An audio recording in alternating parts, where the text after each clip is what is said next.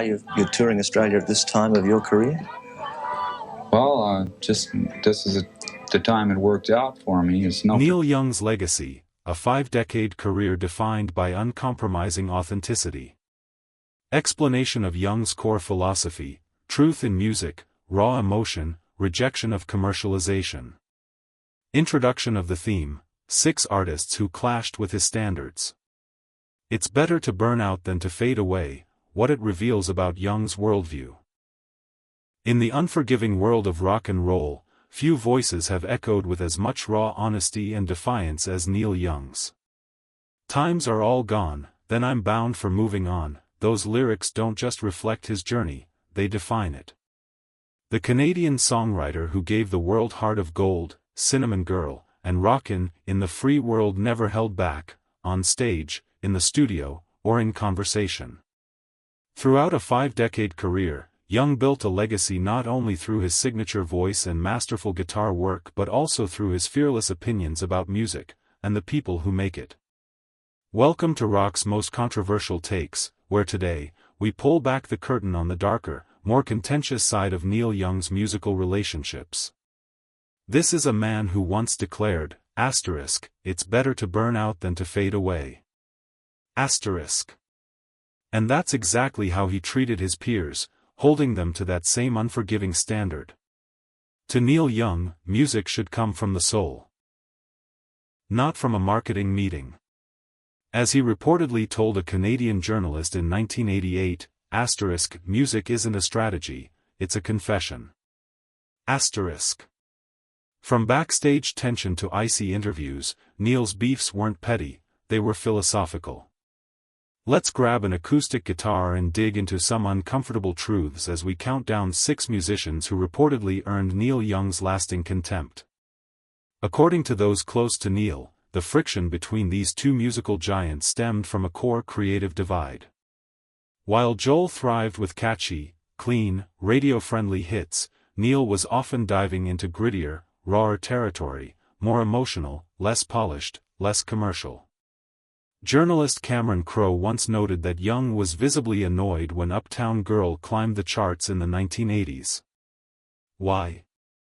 Because while Joel was celebrated for pop perfection, Neil's own experimental work was often being dismissed by mainstream radio.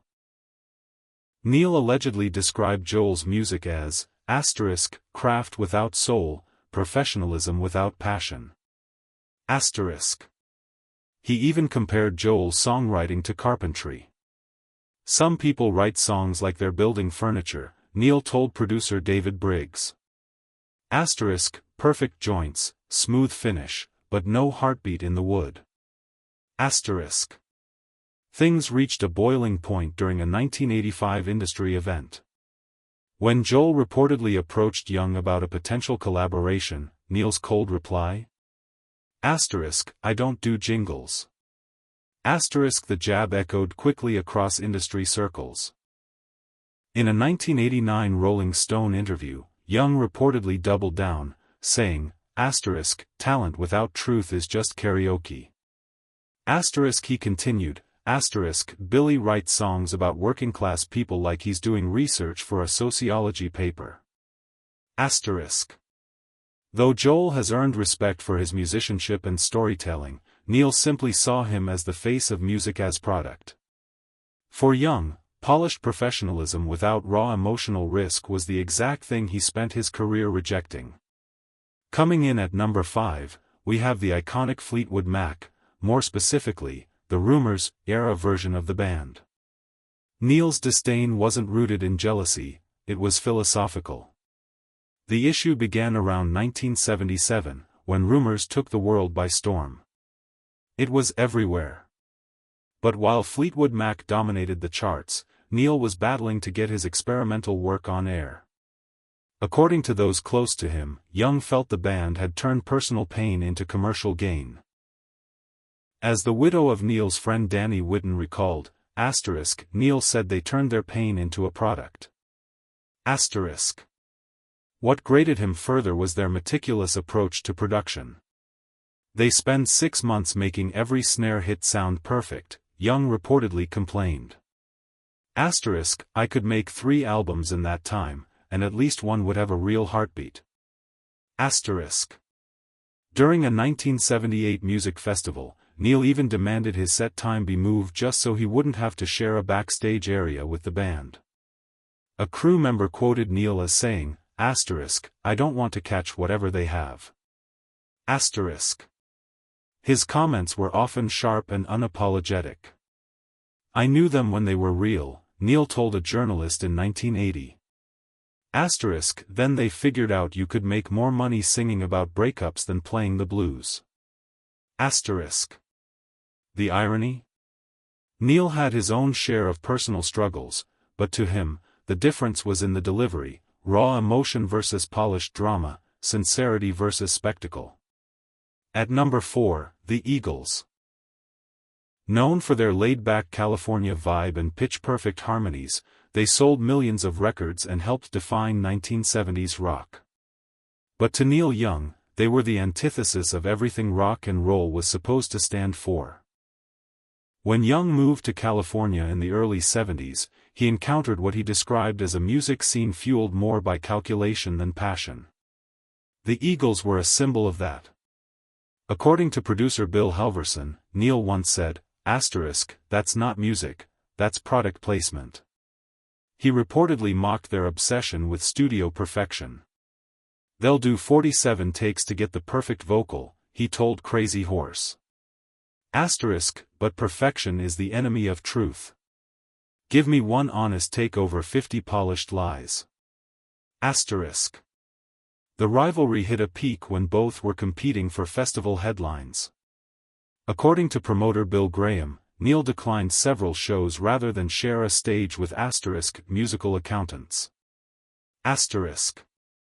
Neil's scorn ran deep. The Eagles make music for people who don't really like music, he allegedly told journalist Lester Bangs. Asterisk, safe. Predictable. Inoffensive. That's not art, it's interior decorating. Asterisk. And while members of the Eagles reportedly returned the favor with digs about Neil's lo-fi style, the philosophical gap remained wide, music for emotion versus music for mass consumption.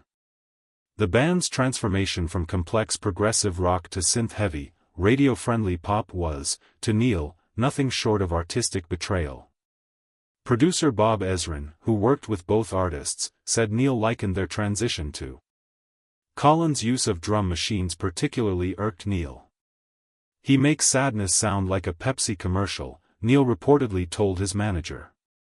Asterisk, he takes real human feelings and runs them through a computer until they sound like elevator music. Asterisk. At the 1985 Live Aid concert, the tension came to a head. Backstage sources claimed Neil refused to use the same dressing room that Collins had occupied earlier, quipping, asterisk, I don't want to breathe air contaminated by drum machine vapors. Asterisk. For Neil, Genesis went from boundary pushers to unit pushers. As he reportedly told Guitar Player magazine, asterisk, they traded their artistic souls for stock options. In the number 2 spot, Journey. A band known for soaring vocals, arena anthems, and unforgettable choruses. But to Neil, they symbolized everything wrong with 1980s rock. When Steve Perry joined the band, Journey shifted into full stadium mode. Neil wasn't impressed. Crazy Horse drummer Ralph Molina recalled Young saying, asterisk, they turned rock and roll into a cheerleading squad. Asterisk. It wasn't just the sound, it was the songwriting. They don't write songs, they write slogans, Neil reportedly told his engineer during the Rust Never Sleep sessions. Asterisk, every chorus is built to make you feel something you're not actually feeling. Asterisk. In the early 80s, Neil even demanded that no Journey songs be played over the PA before his set. I don't want my audience pre-programmed for fakeness, he allegedly said. He told Rolling Stone, asterisk, they're selling an experience, not sharing one. There's a difference between connecting with an audience and conquering them. Neil Young's most despised act, according to insiders, was the Chicago-based band known for their theatrical rock operas and elaborate live shows. The tipping point? Their 1977 album The Grand Illusion. According to journalist Lisa Robinson, Young blasted their tour as Asterisk, turning rock into dinner theater. Asterisk. To him, their elaborate productions felt hollow. Rock is supposed to be about truth, not costumes, he told producer David Briggs. Asterisk, when I see grown men pretending to be robots on stage, I know something's gone wrong with music. Asterisk. When both acts tried to book the same studio in 1978, Neil refused. I won't record anywhere that's been contaminated by prog rock pomposity, he allegedly said. His view? Asterisk, Styx makes music for people who think music isn't interesting enough on its own. They need lights, fog machines, and stories because the songs can't stand alone. Asterisk. His harshest comment? During a 1980 radio interview, when asked about concept albums, Asterisk, the only concept Styx understands is how to sell tickets to people who confuse entertainment with enlightenment. Asterisk, then he added, Asterisk, they're not musicians, they're cruise ship directors with amplifiers. Asterisk. Neil Young's brutal honesty may have burned bridges, but it also built a legacy. To some, he was stubborn. To others, a prophet. But love him or hate him, one thing is certain, Neil Young never compromised his truth. And maybe that's what makes him one of rock's last true rebels.